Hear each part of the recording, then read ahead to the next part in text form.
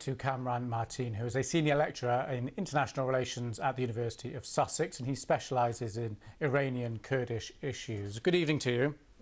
Good evening.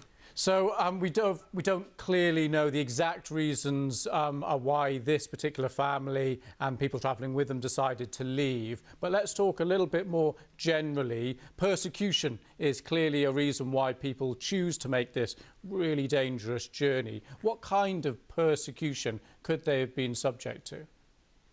Well, the truth is that the Iranian state treats Kurdish regions of Iran primarily as a security threat.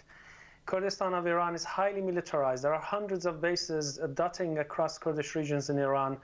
The entire social and economic life of the region is securitized.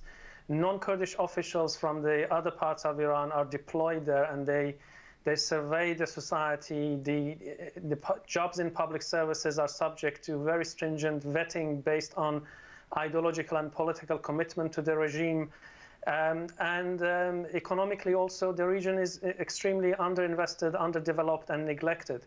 So there are very few jobs around. People turn to very dangerous jobs such as cross-border, transporting goods to Iraqi Kurdistan, but the border guards open fire on them on a daily basis, killing a lot of people. In last year, around 200 people were wounded and killed by the security forces of the Iranian regime. But broadly speaking, as I mentioned earlier, the Kurds are persecuted on the grounds of their Kurdish identity as well as their religious identity, which is Sunni Islam, which is different from the majority, which is Shia, but also because there is active Kurdish opposition groups in the neighboring Iraq, and they have armed branches which occasionally get into clashes with the Iranian regime, which has heightened the kind of securitization of the region. Well, given that level of persecution for people living in that area, what are their options available to them?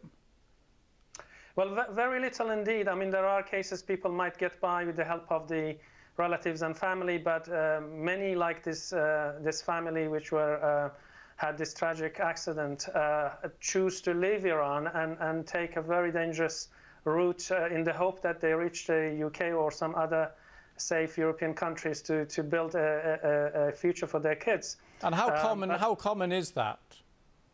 It is quite common. I mean, if you compare it to the population, it's not a huge number, but there are a considerable number of people who choose to do that. And this particular family seems to have actually got borrowed money from relatives in order to do this journey to the UK.